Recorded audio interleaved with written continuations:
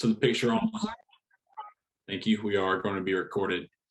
The picture on the screen is of Coach Lucas Slave of the women's volleyball team. That's where he earned a gold medal helping out Coach Karch at the Tokyo 2020 Olympic Games this past summer. It's really, really cool. So I'm really, really excited about the volleyball team this upcoming year. If you get the chance, please sign in using the QR code. It should just ask you for your name and your email address. And after a few minutes or a little bit less than a minute, we're going to go ahead and play a Kahoot. And I will stop sharing so that I can pull that up real quick.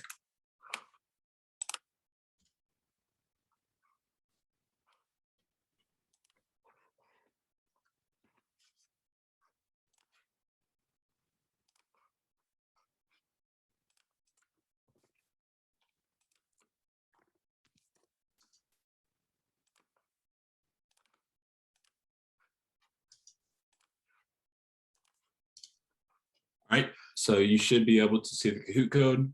Feel free to plug in the code and play along. We do have a prize for the winner. And if you played yesterday, it is a different game entirely, so feel free to hop on and play again. Let's see, there are 44 people in the game, minus me because I made the question, so should expect around 40 to 43 people in the actual Kahoot.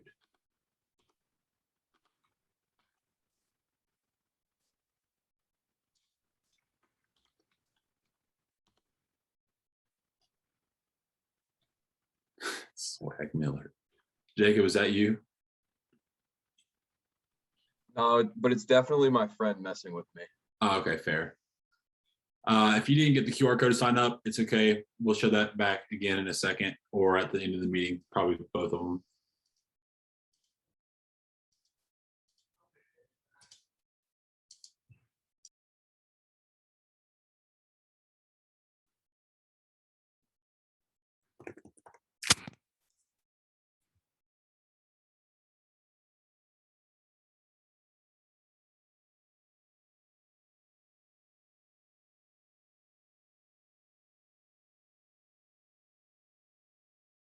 Nice.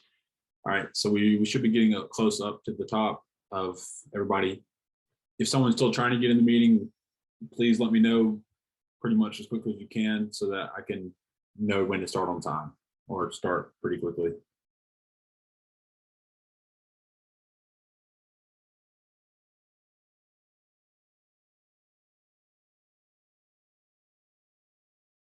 All right, anybody else having technical difficulties?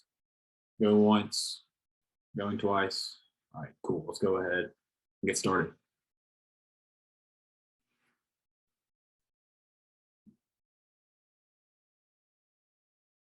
Question 1, which of these is not an NC State athletics coach? Dabo Swinney, Elliot Avent, Kevin Keats, and Wes Moore.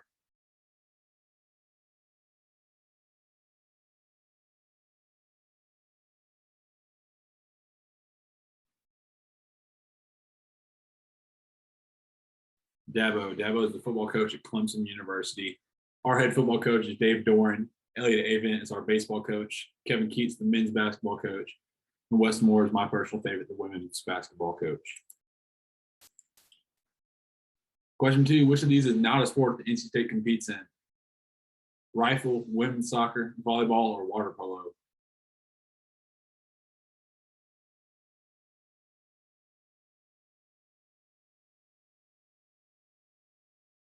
Water polo, that's usually a West Coast sport. We do have a rifle team. They compete in Reynolds Coliseum. Typically, that's a co-ed sport. For those that are interested, they compete on Sunday mornings. Which famous former coach from NC State is famous for their never give up speech? Jimmy V, Kay Al, Everett Case, or Norm Sloan? Jimmy V. Great clip if you've never seen it. Just Google Jimmy V speech. It should pop up. Which stadium does NC State play women's basketball in? Carter Finley, Reynolds, the Doak, or PNC?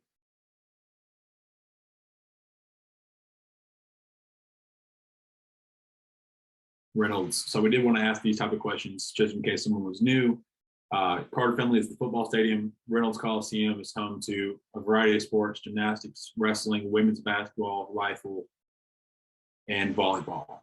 The Doak is the baseball stadium, and PNC is the basketball arena, which also is shared with the Carolina Hurricanes hockey team in the NHL.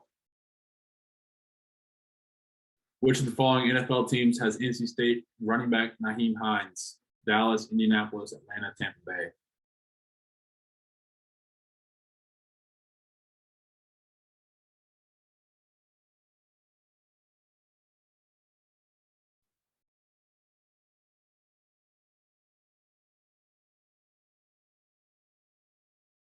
Be the Colts.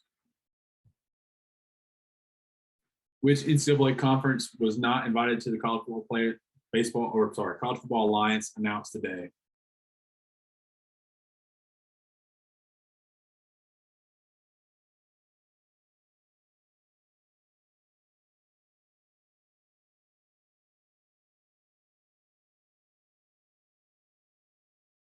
SEC. So the SEC has recruited Texas and Oklahoma, for those who don't know. And so the ACC, Big 10, and Big 12 were like, hey, we need to do something about this. Billy, What's up? it's the Pac-12. Oh, well. Sorry. Sorry about that, guys. Which is the closest NFL team to NC State in terms of geography?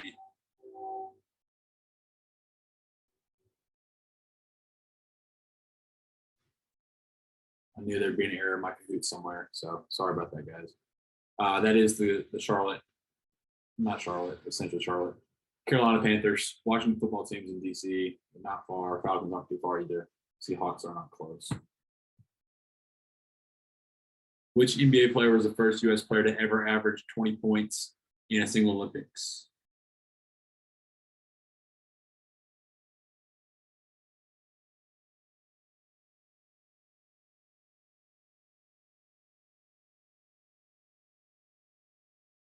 Kevin Durant is also the only American on the list. So, got that right. Good job, guys. Which international city just got a G League team? Ottawa, Canada, London, Great Britain, Mexico DF, or Havana, Cuba?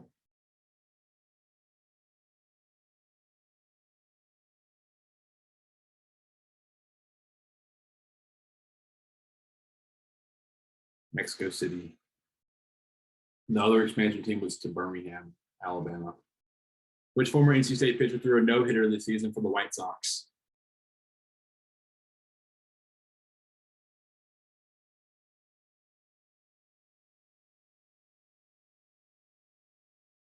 Carlos Rodon. He's also native to the Raleigh area. If someone in the chat wants to drop down where he was from, I don't remember off the top of my head. Which MLB team sent former NC State standout Trey Turner to the Dodgers at the trade deadline?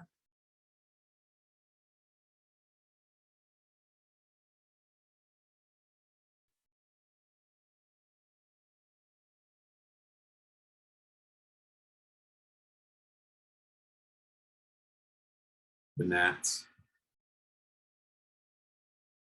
Who won gold in men's soccer at the Olympics this year?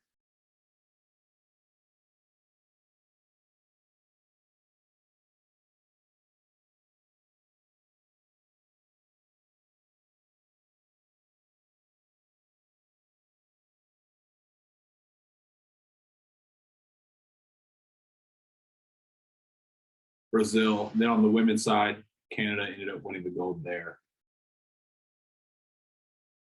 Which team did Messi join while leaving Barcelona?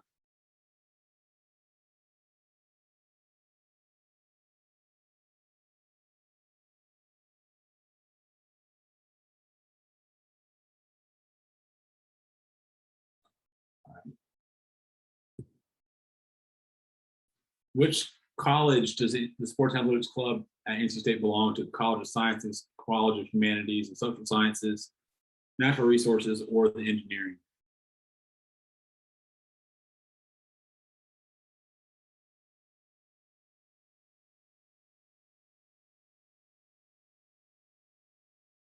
We are part of the College of Sciences. My shirt says that too. We're shared between the math department and the stats department. So we have people in both. However, if you're not in the College of Sciences, that's okay too. We're more than welcome and more than open to having you Some of our members, some of our board members are also not part of the College of Sciences too. So don't worry about that if that's something you are worried about. Which NC State athletic program do we have club members working for? So baseball, women's basketball, volleyball, or all of the above?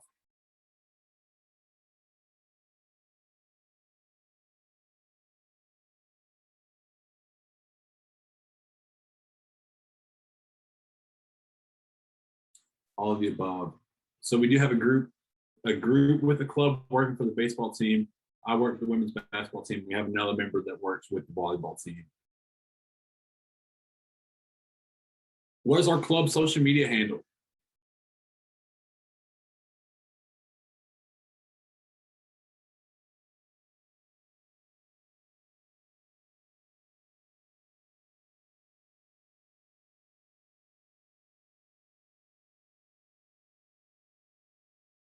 Yep, NCSU SAC. SAC stands for Sports Analytics Club. You can find us on Instagram and Twitter. Me and Jacob, who you'll be introduced to later, kind of tag team, take care of those together. When do we normally meet as a club?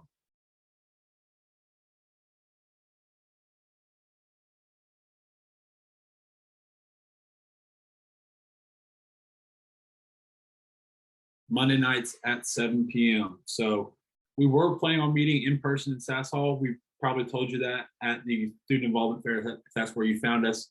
However, due to positive COVID tests that we've heard about, as well as just a lot of people that are interested, we are going to meet on Zoom for the foreseeable future. Just wanted to kind of put that out there. It's something we had to make a decision on last night. Sorry if that's disappointing. It's disappointing to me because I was ready to be back in person too. What is the name of the competition held by the NFL involving tracking data? So this is more general sports analytics stuff.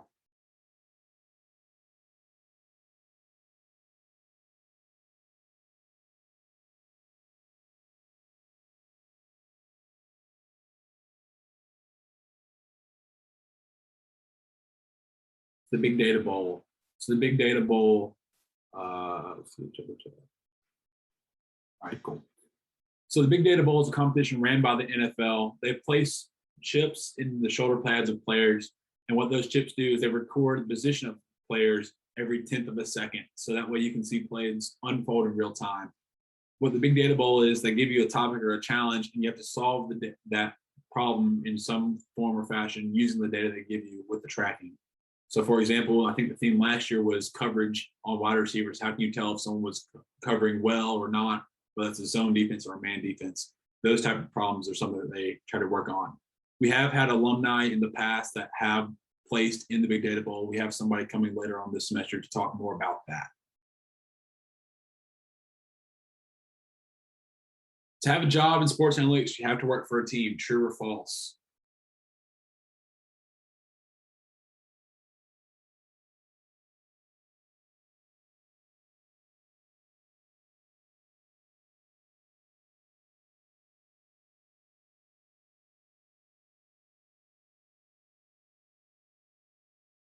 So the answer is false. We have a speaker or a few speakers coming in a few weeks from SAS, which is a analytics company from right here at NC State. It's now in Cary that do sports analytics. They're now an international company that actually helped Team Canada win their bronze medal in softball this year. So they're coming to talk about that in a few weeks. Last question, the most important one, worth 0 points. Would you sacrifice yourself for Tuffy 3? Yes or no? There's a picture of Tuffy 3.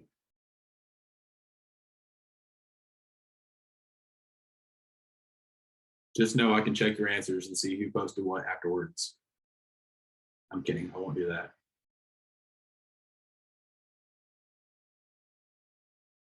So yes, the answer is yes, of course. So let's see who won. Third place, Landon. Second place, Connor. And first base, Pat. Nice. All right, Pat, you can come talk to me later after the meeting, Yep. Message whatever, and we'll figure out how to get you your prize. Sound good? Got it. Thanks. On that note, let's get back to our slides. Glad people have joined us since then. If you didn't get the chance to sign in, I'll give you a few more seconds to scan the QR code, and we'll also have it at the end of our presentation as well.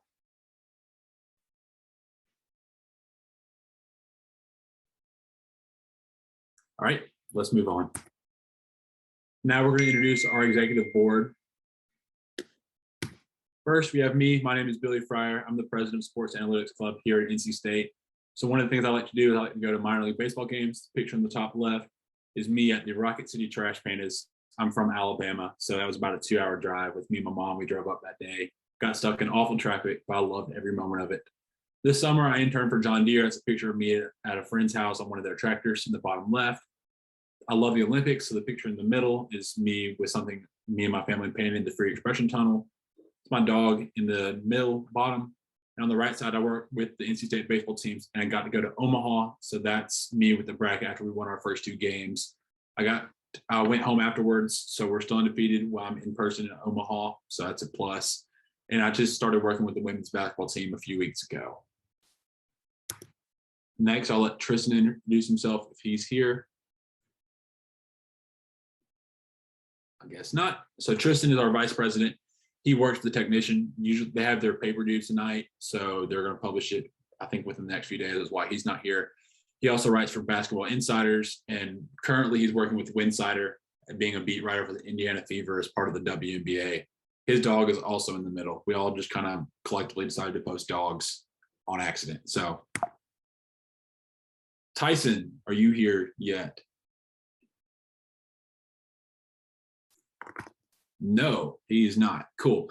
So Tyson is our secretary this year. He's from the Orlando area, but moved to the Raleigh area. I think Fuquay, relatively far in the past. He likes playing frisbee golf, and he's a big Magic fan and ran track in high school. He's a sophomore. No, take that back. He's a junior. Connor, I know you're here, so you're free to talk about yourself. What's up, guys? I'm Connor. My pictures are a couple pictures of my dog and me playing disc golf because I enjoy playing disc golf and I enjoy hanging out with my dog. Sweet. Next, we have David. Hey, I'm David. I decided to continue the theme of having pictures of all of our dogs. So that's my dog over there on the left. There's a picture of me in the middle. And then a picture of the right is one of actually my first NC State basketball game. I'm a really big basketball fan, so that was a really fun moment. Yeah. Absolutely. I love going in Reynolds every chance I get. So next we have Jacob. Jacob is our social media chair. Hi, I'm Jacob. I'm a business admin major, minor in statistics, currently working at First Citizens Bank. And I love all sports. I like playing golf, even though I'm not very good at it. And then I put my favorite teams on here, and you can laugh because they've all been pretty bad recently or have had some pretty bad playoff chokes. Awesome. Next, Luke. Luke, are you here? I don't think so. Luke is one of our board members. He's a junior in industrial engineering with a minor in stats. He played for the football team in 2019. Yesterday was his birthday, so that's why he wasn't here yesterday. Not sure why he's not here today. Probably just missed the Zoom link or something. I'm not exactly sure. Last, we have Elliot. Elliot is one of our grads. There's Tyson. Elliot is our grad advisor. He's at the IAA program. Elliot, do you want to talk about yourself for a second?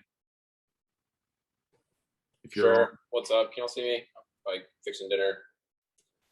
I don't know what I look like. Hopefully I'm in frame. Anyway, yeah, so I'm a grad student, so hopefully I'll be around a little bit, but we'll see. Can try to help out behind the scenes. I like pretty much most sports. Most notably, big NASCAR guy. So I'm trying to do like a NASCAR side project. Yeah, I was co-president before Billy, so I've been in the club for like 3.5 years. So excited to see what Billy's got and the rest of the exec board's got in store for y'all. Looking forward to it. Awesome. Thanks, Elliot. Just want to give this heads up, kind of like before we go. We don't mention football a lot, but we still do football. Just some of the board, that's not their favorite sports. We don't really talk about it. Just in this meeting, just want to give that heads up. So what do? So we apply analytics, stats, math, programming to sports, and you put that together, you get something similar to the movie Moneyball. Have y'all seen the movie Moneyball? Yes. Sweet. All right. Thanks for some kind of response. So in 2004, the Oakland A's signed a guy from Harvard to do stats for them. And he came with the idea that if you get on base more often, you can score more often, which kind of makes logical sense. Since then, Moneyball analytics in sports analytics in general has just kind of exploded. So it's now in baseball, basketball, football, soccer, hockey, pretty much any sport that you can think of, there's probably some way to apply analytics to it. So what does that look like? So that can come in many different ways. One of the things you can do is kind of like a historical perspective. So these are graphs that I made during the Olympics this year. The one at the top left is people with consecutive medal streaks. So people that have won 5 or more consecutive medals in the Olympics. You can see kind of their name, what sport they played in, the years they competed in, as well as what color medal they earned during those Olympics. The one at the bottom left is where Eddie Alvarez became the 6th person all time to win a medal in both the Winter and Summer Olympics in different disciplines, where he won in baseball and speed skating. Another project is the one on the top right. That's the one Tyson worked on. Tyson, you want to talk about that? Yeah. So I was curious why it seemed like a bunch of NBA games. Like whenever I turn on an NBA game, it was always a blowout. So I did some research into what could be causing the increasing average margin of victory. And that was the thing in the top right is a graph of like every team in NBA history based on how many all-stars they have on their team, just to see if the emergence of super teams could be the reason why games weren't as close anymore. And that big red dot in the top right is like the 2009 or 2010 Celtics. They had the most all-stars in NBA history. By the way, Shaq was on that team, which kind of inflated it, but still. Awesome. Thanks, Tyson. So the picture in the bottom middle is one from our project competition that we had at the end of last year. One of our members, Chris, came up with a way to look at stolen base and how that has changed throughout the years. And in this graph, it shows that win percentage is somewhat correlated with stolen bases, as in the more stolen bases you have, the more wins you have. The project in the bottom right is one that me and David came up with. David, will you explain that one? Kind of like what that is? Sure. So Billy and I had the idea that every year there's the All-NBA team and the second All-NBA team, but we thought, what if we tried to make the most average team, the all-average team? So basically, we just tallied up the stats and then saw how far or how close each player was from the average NBA player. And those names at the bottom are starting 5, one for each position of who is the most average. Absolutely. Like I said earlier, there's no NFL projects, just didn't work out last year, but I'm sure there will be people interested in NFL if you want to work on some of that data. There's plenty of it. NFL is probably one of the leagues that has the most publicly facing data. So there's plenty of places to get started in working on projects in that regards. So why is this useful? Well, one thing it could be used for is for in-game strategy. I'll talk about the second one in a second. In-game strategy. So we have a member or an alumni that founded the club, Nick Kapoor, that works for the LA Dodgers. During the NLCS, the year that they won the World Series, there was a double down the left field line, and it was just a good hit, and he got a double off of it. So Dave Roberts asked, hey, why don't we have data to like prevent that from happening? If that seemed like something preventable. And Nick, and as well as the rest of the team, said we did. It was in the pocket. So what they do, they give these little cards to all their outfielders that say this is where you should be lined up. So after game 1 or game 2, whenever that happened in the NLCS, Dave Roberts made sure and told his players, check your cards. You have the answer in your pocket if you line up correctly. Later on in the series, game 5 or game 6, when the Dodgers really needed to clinch it, they lined up in the right position, similar situation, ground ball up the left side, held that guy to a single, which prevented runs from being scored, which ultimately won them the game, advancing them to the World Series. One of the other things that sports analytics is useful for is rule changes. So I think there are some swimmers in the call today. So this story may not be 100% correct, but this is the way I heard it. So in swimming, there's a rule that you have to surface by 15 meters. That rule is directly inspired by sports analytics. There was a swimmer at Stanford who realized if we swam under the water longer, it'd help him glide more, which would help him swim faster. The next year, he came up and broke about 3 or 4 NCAA records. Within the next few years after that, the NCAA, as well as the International Swimming Federation, whatever the proper acronym is, decided on the 15-meter rule that says you have to surface by 15 meters. So swimming, no matter what the sport is, analytics can somewhat be applied to it. So programming in R. So we are going to be a club that tries to actually do stuff. And one of the things that is super important is learning how to program. So this semester, we're going over 5 different tutorials starting next Monday. Don't worry if you've never coded before. We're going to work on it all together and guide through from very, very beginning, basically how to download the software today. And then we'll start from what is a variable to even more complex, how to design graphs later on in the semester.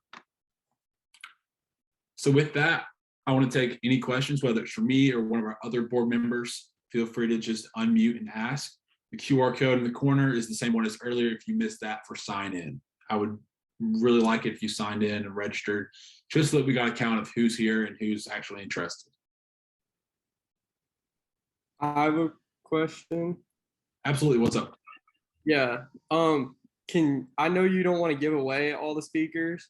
Is there maybe 1 or 2 that you can mention of interest? Yeah, I'll give away. I think we were pretty close to nailing it down, our speakers. So as I mentioned, 2 meetings from now, it'll be, I think it's the week after fall break. I'd have to double check the date. We're having people from SAS Canada come speak about how they helped Team Canada win the bronze medal in softball. So I'm really excited to have them.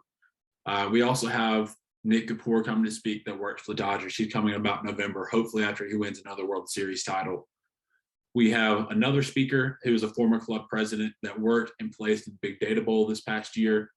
His team, I thought his team had the best project, unbiasedly, but it was still a really good project nonetheless. They got to talk to a former NFL coach on how he kind of evaluates defense and then made a metric to match that. We're also working on getting a last speaker from one of our alumni who works currently for the Pacers. So that's kind of our speaker lineup for this semester. We're still working on ideas for the next semester. We just wanted to get a good start into this one first. The other meetings will be full of programming tutorials as well as competitions with other clubs. I don't think I've mentioned that yet. So about halfway through the semester, we're gonna have a competition with Villanova where we do some kind of data analysis on a random data set. Me and the president of their sports analytics club have found one that we think would be rather interesting. It is sports related. And then we kind of just get to showcase our skills, what we've learned so far this semester. We may have some special judges for that as well. That's to be determined. And at the end of the year, we have a competition with Duke. So their sports analytics club is brand new. So we're hoping to absolutely beat them. So that'll be funny. The competition is kind of like a scouting report type thing. We'll get more into the details of that as the semester goes along. Hope that answered your question for kind of what our plans are this semester. There's a question in the chat. I'm not sure if you mentioned this or not, but if we're coming from a major that does not teach programming, if we don't know much about programming, will we be able to learn more about it through the club? Yes, lots of programming tutorials this semester. For those that have programmed before, you may be wondering why R. For data science and programming, R and Python are usually the 2 ways to go. I personally know R better, so that's what I'm going to teach. I'm not going to teach something I don't know as well. Plus, another advantage of using R over Python in sports analytics is there are a billion packages. Packages are something that you can use that just have built-in data sets and built-in functions to help you manipulate and access the data better, which makes it a lot easier to do projects in R rather than in Python. I personally like the visualizations, the graphics that you can do in R better than Python as well. Some people use SAS. There's a ton of SAS classes at NC State, so I didn't want to teach that as well. I'd much rather teach R or Python. So that's kind of my reasoning behind that. Good question. Thank you. Any others? You can unmute or you can type in the chat. I got a quick question. What's up?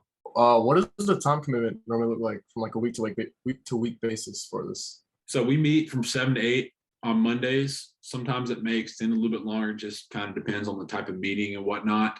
One of the things I do want to mention though is you get out of this club what you put in. So if you put in the 1 hour a week, yeah, you are going to learn a bit.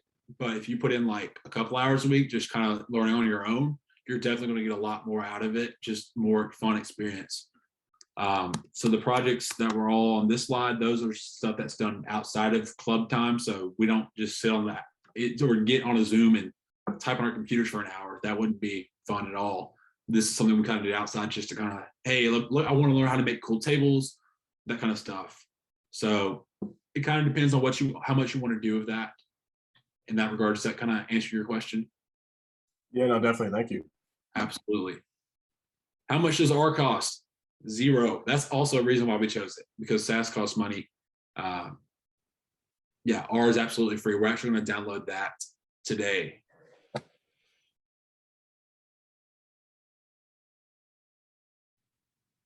don't know if you said this, but like, you're also doing like every week or every other week, right? No, we're doing every week this semester. Really ambitious. Okay. Yeah, we'll see how that goes. When we get into the spring semester, we may switch to every other week because we're going to be more project based. We're going to split them into groups. All right, who likes football? Who likes baseball? Who likes basketball?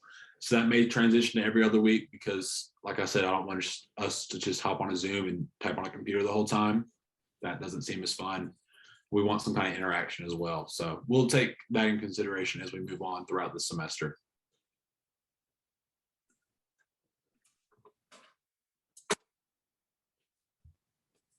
Anybody else?